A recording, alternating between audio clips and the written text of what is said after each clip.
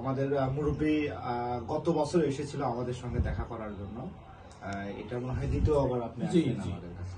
তো আমাদের যারা ফলোয়ার রয়েছেন, আমাদের যারা ভিডিও দেখেন, তাদের কাছে বিনীত অনুরোধ, আপনারা একটু তার যে পেজটা রয়েছে আপনারা ওই পেজে ফলো দিবেন, তার ভিডিও দেখবেন, দেখে তার সঙ্গে থাকবেন। আর তার পেজের নাম হচ্ছে MA হক।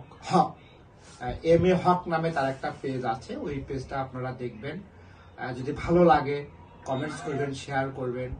এবং এই বয়সে যে তিনি এই ধরনের একটা প্ল্যাটফর্মে কাজ করতেছে, এটা আসলেই খুবই, আমার মনে হয় যে খুব কম চোখে পড়ে।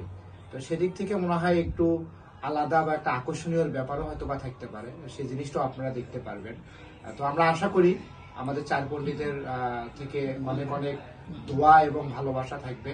তার যে পেজটি রয়েছে MA হক, ওই পেজটা অনেক দূরে এগিয়ে যাবে এবং সাফল্য আসবে, সেই চেষ্টা বা সেই দোয়া আমরা করি যেন ইনশাল্লাহ আঙ্কেলের যেন অনেক ফলোয়ার হয় এবং পেজটা যেন অনেক দূরে এগিয়ে যায়।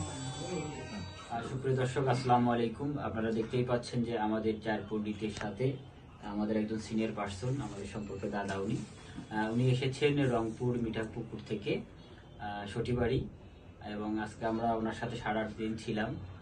খুব ভালো একজন মানুষ। উনি এসেছেন আমাদের সাথে দেখা করতে, অনেকগুলো কাজ হয়েছে আজকে ওনার সাথে আমাদের। সেই সাথে আমি একটু দাদুকে বলবো যে আসলে আপনার বলার যদি কিছু থাকে। আমার বলার অবশ্যই আছে। আমার বলার বলতে যে আমি এই বয়সে একটা নতুন পেজ খুলেছি, সবার কাছে আমি দোয়া চাই এবং সহযোগিতা কামনা। হ্যাঁ, আমি রুবেলের সঙ্গে আমিও একমত। যে কথাটি জুয়েল বলছিল যে দাদু ভাই এসেছে রংপুর মিঠাপুকুর সটিবাড়ি থেকে, তার একটা পেজ আছে MA হক। আমি চার পণ্ডিতের সকল ফলোয়ারদেরকে বলবো আপনারা বেশি বেশি করে MA হক পেজটিকে অবশ্যই ফলো করবেন এবং গঠনমূলক কন্টেন্ট হয় সেই কন্টেন্টগুলো দেখে গঠনমূলক কমেন্ট করবেন, শেয়ার করবেন এবং লাইক করবেন। এবং দাদু ভাইয়ের জন্য শুভকামনা।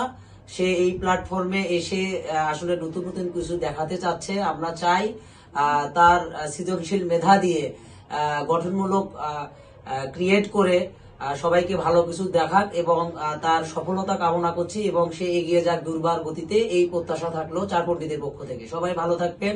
খোদা হাফেজ।